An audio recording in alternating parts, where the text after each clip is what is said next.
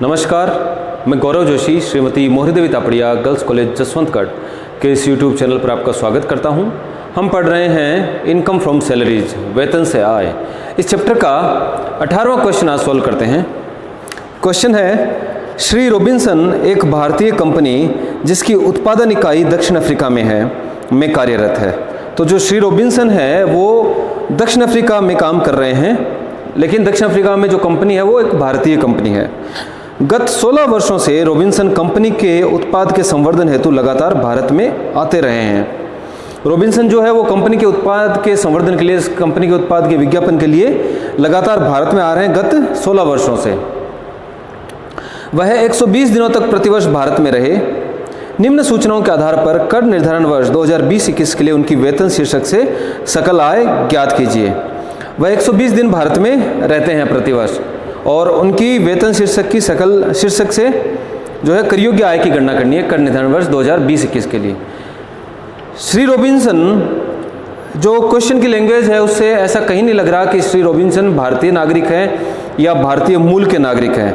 तो हम इस क्वेश्चन में ऐसा ही मानेंगे कि श्री रॉबिन्सन जो है एक विदेशी नागरिक हैं और वो भारत में आते रहते हैं और प्रत्येक वर्ष 180 दिन के लिए भारत में रहते हैं। उनका वेतन दिया गया है, मूल वेतन दिया गया है 8 माह का वेतन विदेश में प्रवास के दौरान विदेश में प्राप्त किया 20,000 रुपये प्रति माह, और 4 माह का वेतन भारत में प्रवास के दौरान भारत में प्राप्त किया 20,000 रुपये प्रति माह। तो 120 दिन वो भारत में रहते हैं प्रत्येक वर्ष, तो 8 महीने वो बाहर रहते हैं और 4 महीने के लिए वो भारत में रहते हैं। तो 8 महीने का जो वेतन है वो वेतन उन्होंने विदेश में प्राप्त किया और उनको वेतन मिलता है 20,000 रुपये प्रति माह। और जब वो भारत में रहते हैं 4 महीने तो भारत में वेतन प्राप्त करते हैं और उनका मूल वेतन है 20,000 रुपया प्रति माह। तो विदेश में रहने के दौरान उन्होंने 8 माह का वेतन विदेश में प्राप्त किया और भारत में रहने के दौरान उन्होंने अपना वेतन जो है भारत में प्राप्त किया है। तीसरा है, किराया मुक्त रिहायशी मकान विदेश में 8 माह के लिए जिसके संबंध में नियोक्ता ने किराया चुकाया 15,000 रुपये प्रति माह।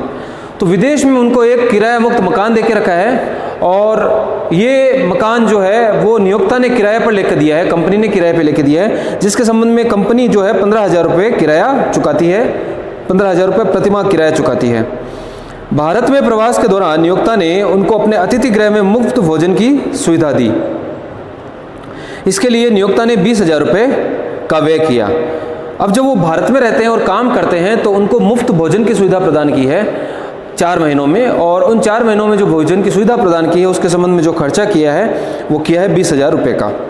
विदेश में प्रवास के दौरान रॉबिन्सन को व्यक्तिगत उपयोग हेतु एक कार दी गई है। जब वो विदेश में रहते हैं, यानी विदेश में वो 8 महीने के लिए रहते हैं, तो उनको विदेश में रहने के दौरान उनको व्यक्तिगत उपयोग हेतु यानी पर्सनल यूज़ के लिए उनको एक कार दी गई है और उस कार के संबंध में नियोक्ता ने 1,000 रुपये का खर्चा किया और मोटर कार की लागत है 8 लाख रुपये। भारत में प्रवास के दौरान उन्हें 10,000 रुपये वाहन भत्ता मिलता है। तो विदेश में जब रहते हैं तब तो उनको एक कार दे दी जाती है, जब वो भारत में रहते हैं तो उनको 10,000 रुपये का वाहन भत्ता दिया जाता है 4 महीनों का।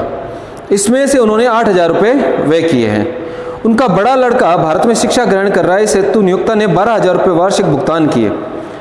उनके 2 लड़के हैं, बड़ा लड़का भारत में पढ़ रहा है और पढ़ाई के संबंध में नियोक्ता ने 12,000 रुपये का खर्चा किया है, जबकि उनका छोटा लड़का अमेरिका में हॉस्टल में रहते हुए शिक्षा ग्रहण कर रहा है। नियोक्ता ने इस हेतु 700 रुपये प्रति माह की दर से संयुक्त भत्ता प्रदान किया। नियोक्ता जो रॉबिन्सन है, कर्मचारी जो हैं, उनका छोटा लड़का अमेरिका में पढ़ रहा है और अमेरिका में वो हॉस्टल में रहते हुए शिक्षा ग्रहण कर रहा है। इस हेतु नियोक्ता ने 700 रुपये प्रति माह संयुक्त भत्ता दिया है, यानी शिक्षा के लिए और हॉस्टल व्ययों की पूर्ति के लिए संयुक्त भत्ता इनको 700 रुपये प्रति माह के हिसाब से प्रदान किया है। उनका नौकर नियोक्ता द्वारा संचालित स्कूल में शिक्षा ग्रहण कर रहा है। कर्मचारी जो है श्री रॉबिन्सन, उनका नौकर जो है नियोक्ता द्वारा संचालित स्कूल में शिक्षा ग्रहण कर रहा है और जिसके संबंध में नियोक्ता ने 500 रुपये प्रति माह व्यय किया है। ये सूचनाएं दी गई है गत वर्ष के संबंध में और इनसे हमको जो है श्री रॉबिन्सन की वेतन शीर्षक की कर योग्य आय की गणना।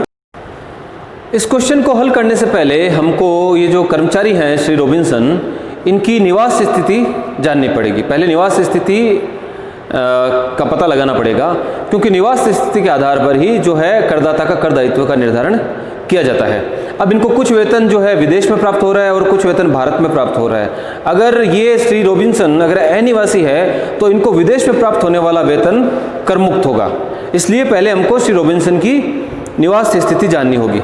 श्री रॉबिन्सन एक वेस्टी है, तो वेस्टी की निवास स्थिति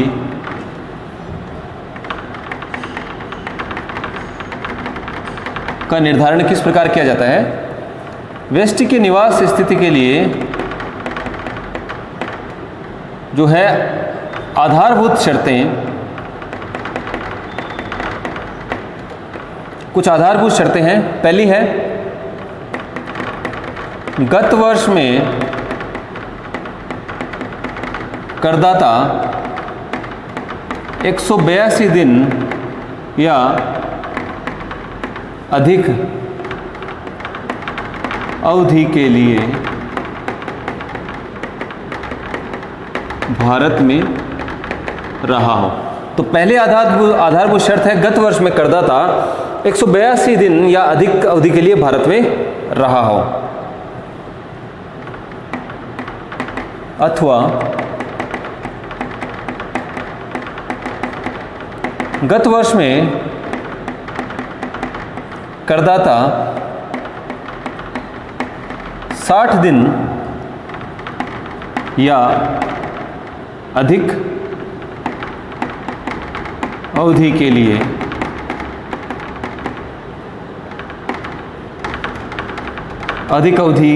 लिए तथा साथ ही साथ तो करदाता अगर गत वर्ष में 60 दिन या अधिक अवधि के लिए भारत में रहा हो तथा गत वर्ष से तुरंत पूर्व के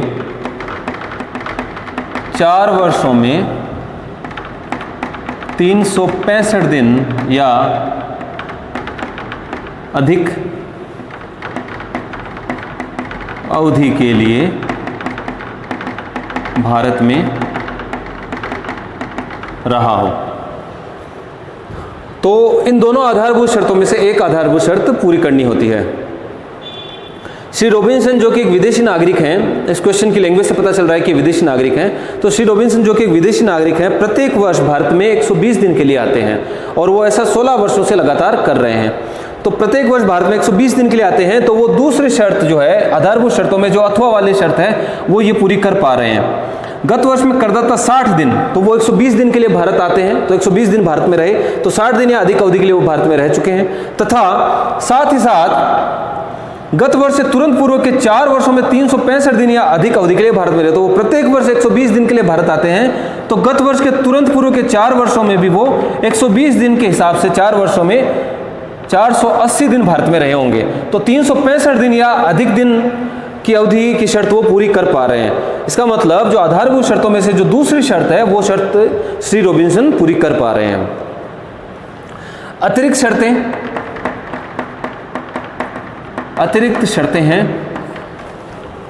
शर्तें हैं पहली, गत वर्ष से तुरंत पूर्व के 10 वर्षों में 2 वर्षों में कम से कम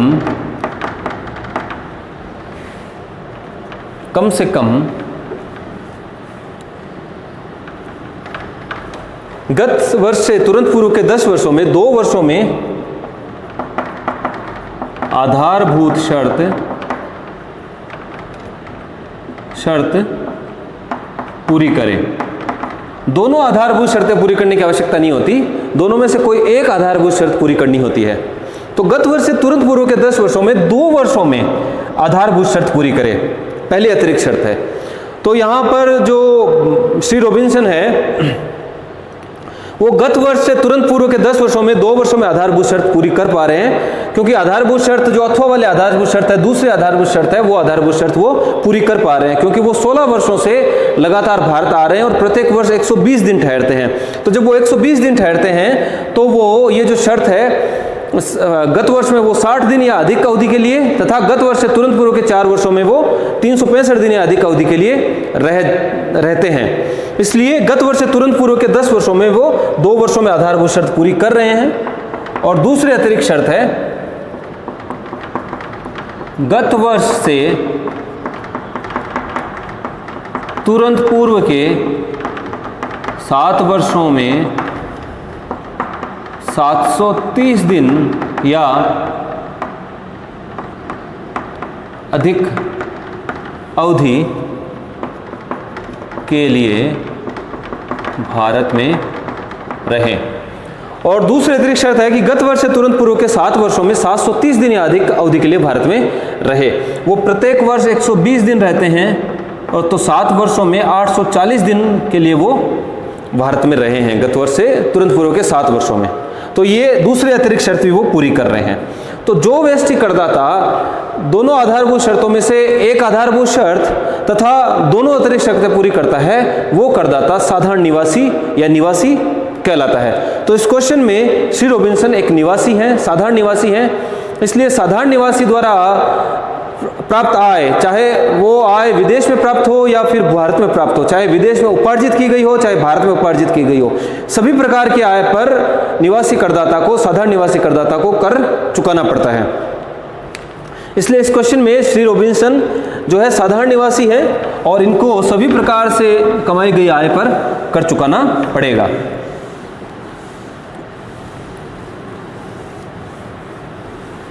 इस क्वेश्चन में जो इनकी बेसिक सैलरी है, जो इनको अनुलाभ मिल रहे हैं, भत्ते मिल रहे हैं, वो सभी कर योग्य होंगे। चाहे जो इनको मूल वेतन, भत्ते, जो भी अनुलाभ हैं वो चाहे विदेश में प्राप्त हो या भारत में प्राप्त हो रहे हैं, सभी प्रकार की आय इनके लिए अब कर योग्य होंगी।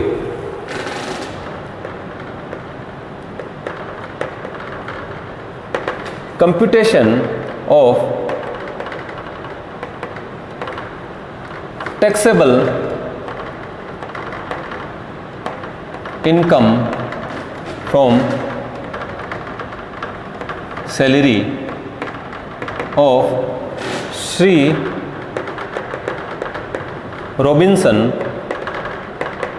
for the assessment year 2020-21।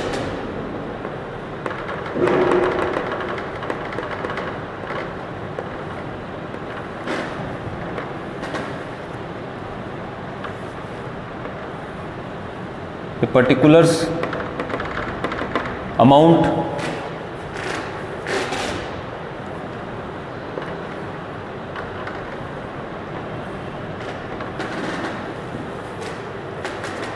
पहला है बेसिक सैलरी।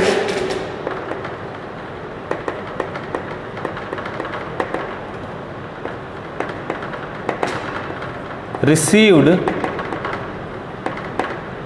आउटसाइड इंडिया 20,000 रुपये प्रतिमाह के हिसाब से 8 महीनों की 1,60,000 रुपये। 8 महीने तक ये विदेश में रहते हैं तो विदेश में इनको 20,000 रुपये प्रतिमाह के हिसाब से 1,60,000 रुपये बाहर प्राप्त हुई है। रिसीव्ड इन इंडिया, भारत में ये 4 महीने रहते हैं, 20,000 रुपये प्रतिमाह के हिसाब से 4 महीनों की इनकी सैलरी है 80,000 रुपये।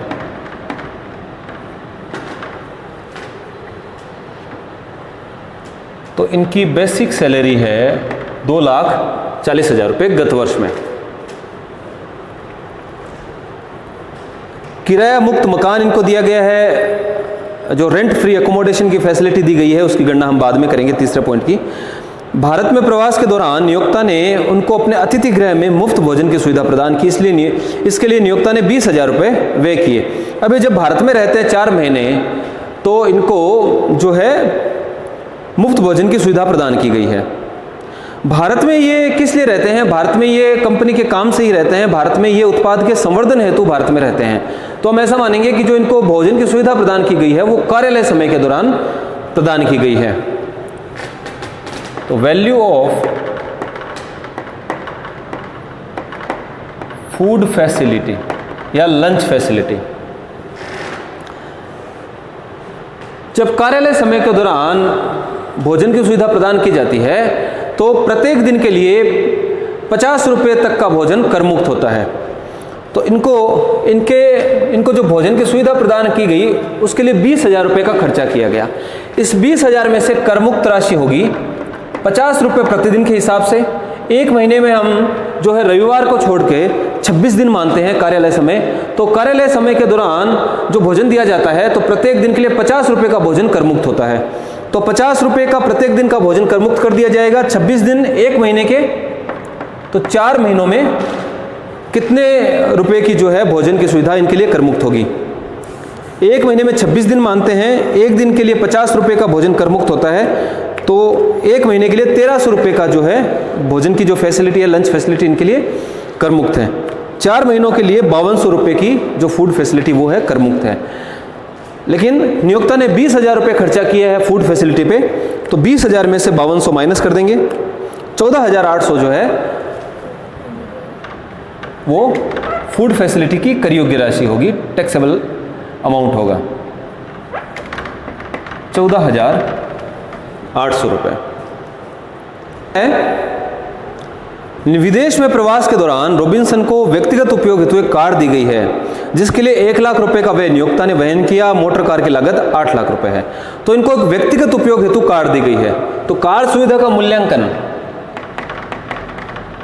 कार सुविधा का मूल्यांकन, जब कार पूर्णतः व्यक्तिगत उपयोग के लिए दी जाती है तो कार सुविधा का मूल्य निम्न प्रकार होता है। पहला,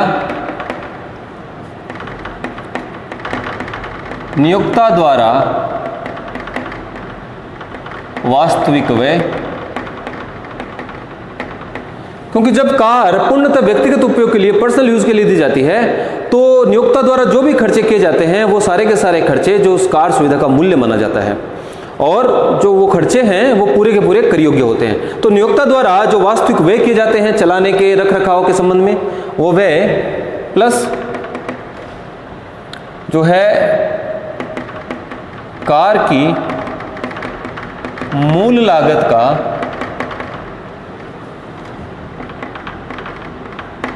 10% वार्षिक, इन दोनों का योग कर लिया जाता है।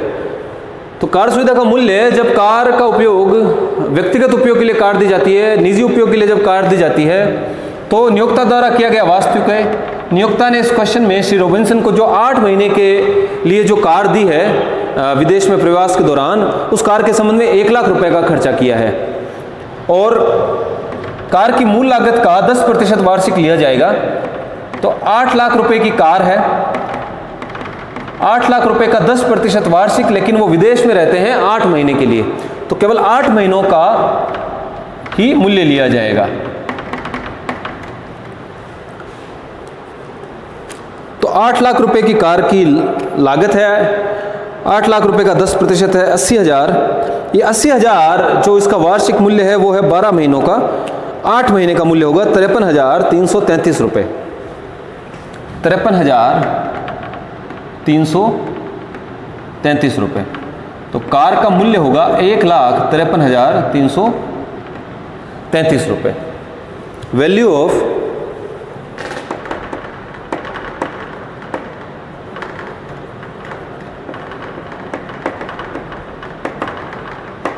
कार फैसिलिटी,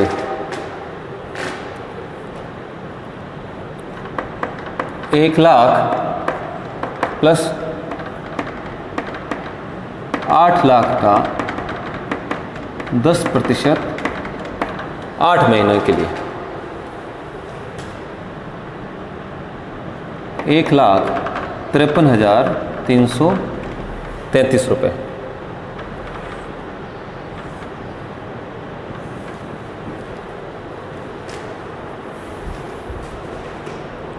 आगे दिया गया है, भारत में प्रवास के दौरान उन्हें 10,000 रुपये वाहन भत्ता मिला, इसमें से उन्होंने 8,000 रुपये व्यय किए।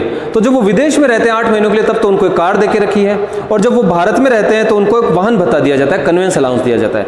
तो कन्वेंस अलाउंस में से जितनी राशि खर्च कर दी जाती है कार्यालय उपयोग के लिए, उतनी राशि कर मुक्त कर दी जाती है, और शेष राशि कर योग्य होती है। तो उनको जो वाहन भत्ता मिल रहा है वो मिल रहा है 10,000 रुपये का। कन्वेंस अलाउंस,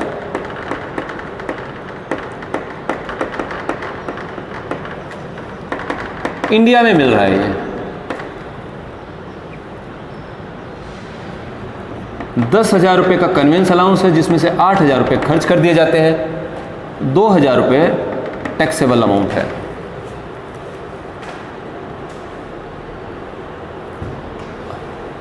आगे दिया गया है, उनका बड़ा लड़का भारत में शिक्षा ग्रहण कर रहा है, इस हेतु नियोक्ता ने 12,000 रुपये वार्षिक भुगतान किए।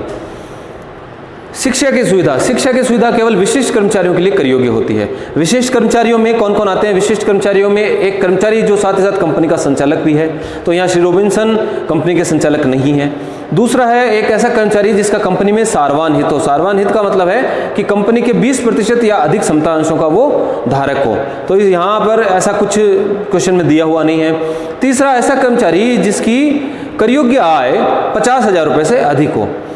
तो इनकी कर योग्य आय की अगर गणना करें तो इनकी बेसिक सैलरी है 2,40,000 रुपये। अब 2,40,000 में से अगर स्टैंडर्ड डिडक्शन भी घटा दिया जाए 50,000 रुपये का, तो इनकी सैलरी केवल बेसिक सैलरी 1,90,000 की हो रही है। तो गत वर्ष में अगर किसी कर्मचारी की कर योग्य वेतन से कर योग्य आय 50,000 रुपये से अधिक हो तो ऐसा कर्मचारी विशिष्ट कर्मचारी माना जाता है। तो यहाँ पर इस क्वेश्चन में जो श्री रॉबिन्सन है वो विशिष्ट कर्मचारी की श्रेणी में आते हैं। तो जो शिक्षा की सुविधा दी जाती है बच्चों को, कर्मचारी के बच्चों को जो शिक्षा की सुविधा है वो विशिष्ट कर्मचारियों के लिए कर योग्य होती है। तो यहाँ पर जो इनका बड़ा लड़का है वो भारत में शिक्षा ग्रहण कर रहा है और इस हेतु 12,000 रुपये वार्षिक भुगतान किए हैं। तो ये एजुकेशन फैसिलिटी के संबंध में 12,000 रुपये का खर्चा किया है। तो एजुकेशन फैसिलिटी के लिए जो भी नियोक्ता द्वारा खर्चा किया जाता है वो पूरा का पूरा कर योग्य होता है। यही अगर वो बच्चा नियोक्ता द्वारा संचालित स्कूल में पढ़ता तो 1,000 रुपये प्रति माह तक का खर्चा कर मुक्त होता, लेकिन ये किसी अन्य शिक्षण संस्थान में पढ़ रहा है और नियोक्ता ने इस बच्चे की शिक्षा के लिए 12,000 रुपये का वार्षिक भुगतान किया है, जो कि पूरा का पूरा कर योग्य होगा। वैल्यू ऑफ एजुकेशन फैसिलिटी 12,000 रुपये पूरे के पूरे टैक्सेबल हैं।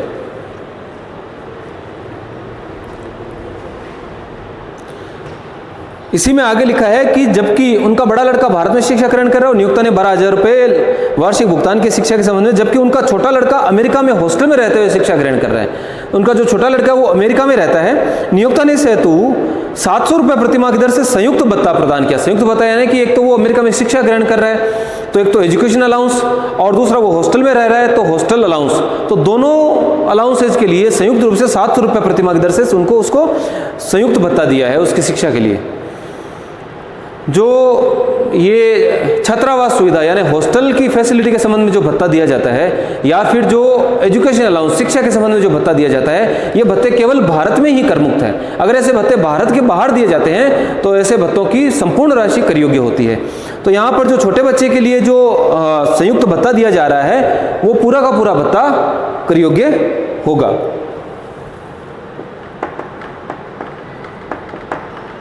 एजुकेशन एंड हॉस्टल अलाउंस ये पूरा का पूरा कर योग्य होगा।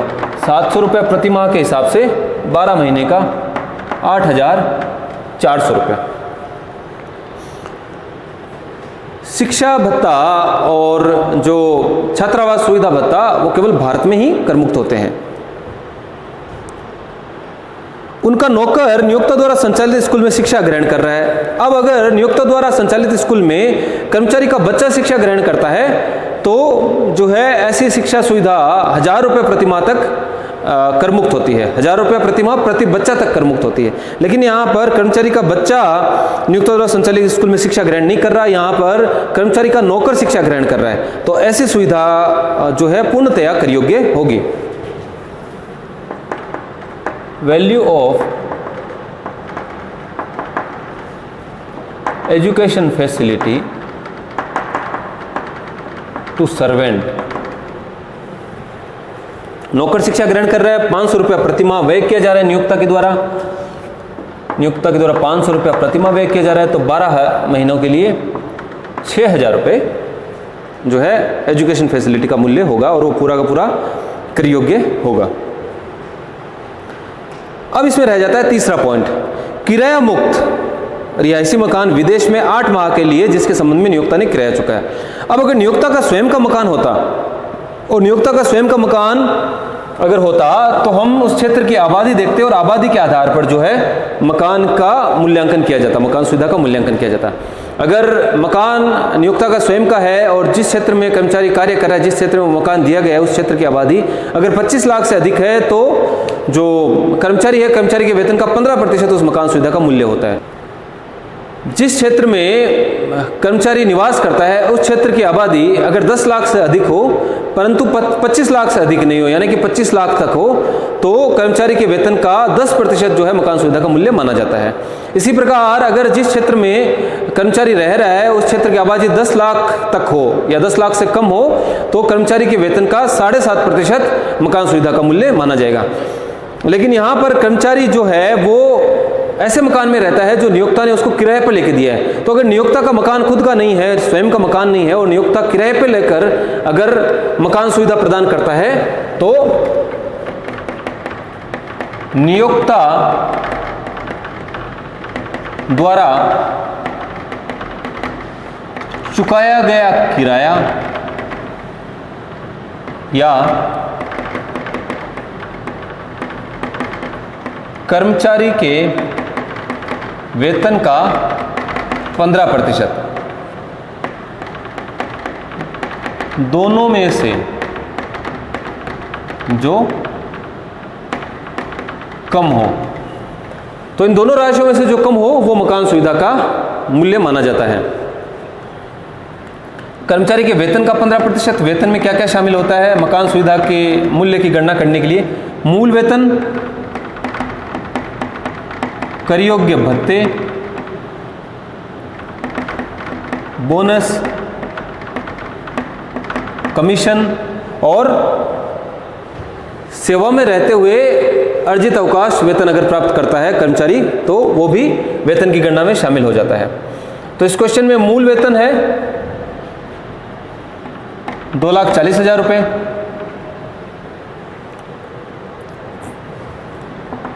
कर योग्य भत्ते, कन्वेंस अलाउंस, कन्वेंस अलाउंस का 2,000 रुपया जो है टैक्सेबल है, कर योग्य है।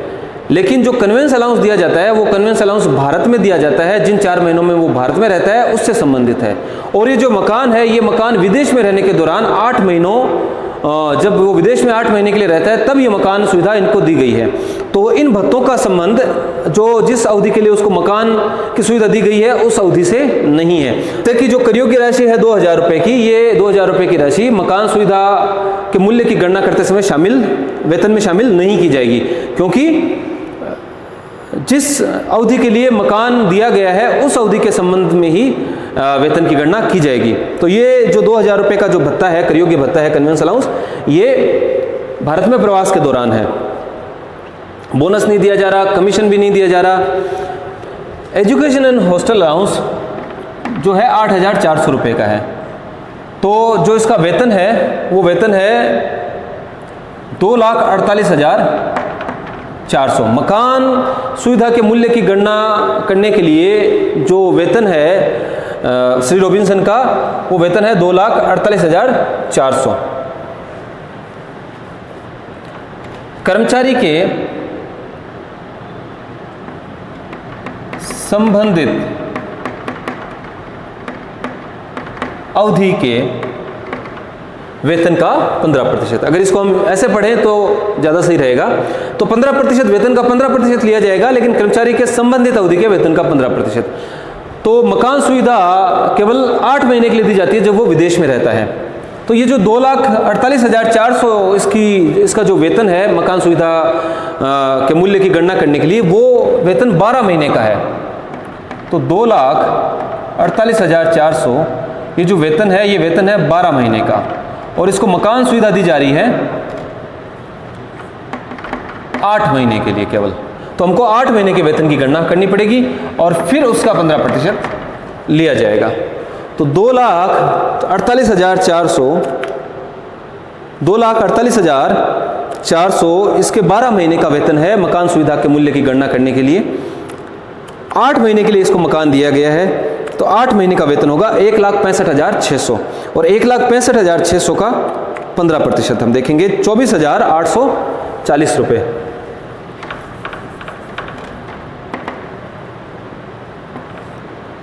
24,840 रुपये। तो कर्मचारी के वेतन का 15%, यहाँ पर श्री रॉबिन्सन के संबंधित अवधि के यानी 8 माह के वेतन का 15% आ रहा है 24,840 रुपये और नियोक्ता द्वारा चुकाया गया किराया 15,000 रुपये प्रति माह के हिसाब से 8 महीने तक किराया चुकाया है 15,000 के हिसाब से 1,20,000 रुपये। तो जब मकान नियोक्ता ने किराए पर लेकर कर्मचारी को दिया है तो मकान सुविधा का मूल्यांकन मकान सुविधा के मूल्य की गणना करने के लिए हम क्या करेंगे, नियोक्ता द्वारा चुकाया गया किराया या कर्मचारी के वेतन का 15%, दोनों में से जो कम हो वो राशि मकान सुविधा का मूल्य माना जाएगी। तो यहाँ पर जो है 24,840 जो है वो राशि कम है। तो value of rent free accommodation facility है 24,840 रुपये। तो रेंट फ्री अकोमोडेशन फैसिलिटी की वैल्यू है 24,840 रुपये। इन सब का टोटल कर लेंगे। इन सब का टोटल करने से gross income from salary, Shri Robinson की वेतन की सकल आय ज्ञात हो जाएगी। 2,40,000 रुपये इनकी बेसिक सैलरी है।